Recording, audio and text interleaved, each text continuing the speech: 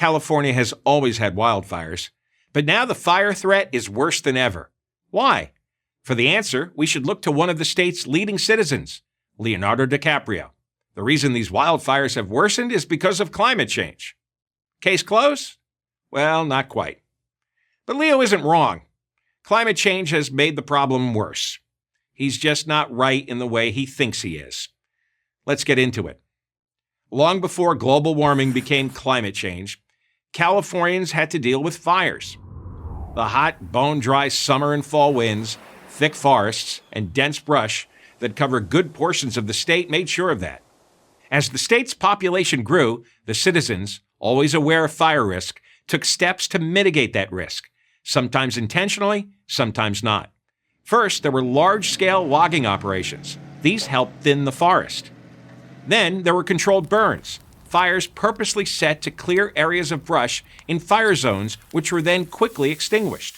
As the influence of the environmental movement grew more pronounced at the end of the last century and into this one, the state's policy changed. First, new regulations sharply curtailed logging operations. Cutting down trees for lumber was depicted as almost an act of cruelty. Even clearing dead trees was frowned upon. Controlled burns were viewed the same way. It was much better, the environmentalists contended, to let nature do its thing. And as housing became more expensive in the big cities, developers started to build homes further from metropolitan areas and closer to the wilderness. Parallel to this was the state's green energy mandate. Governor Jerry Brown declared that California would be powered entirely by renewable energy, mostly wind and solar, by 2045. Tremendous pressure was put on Pacific Gas and Electric, the state's largest energy company, to get started on this project. Here's where Leo gets it right, if unintentionally. The green energy mandate turned the power company's attention and resources away from the power grid and to wind and solar.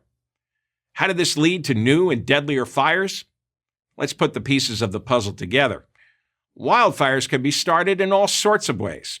Lightning strikes, campfires not properly put out, a cigarette carelessly tossed away, or sometimes straight-up arson.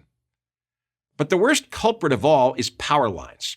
In 2018, fully half of California's wildfires were started by power lines or related electrical problems. It's not hard to figure out why.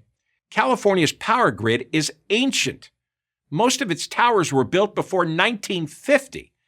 Some of the lines are so old they qualify for the National Registry of Historic Places. The lines that are failing and sparking fires? No surprise, the old ones. The deadliest fire in California history, the 2018 Camp Fire that burned down Paradise, was caused by equipment that dates back to 1921.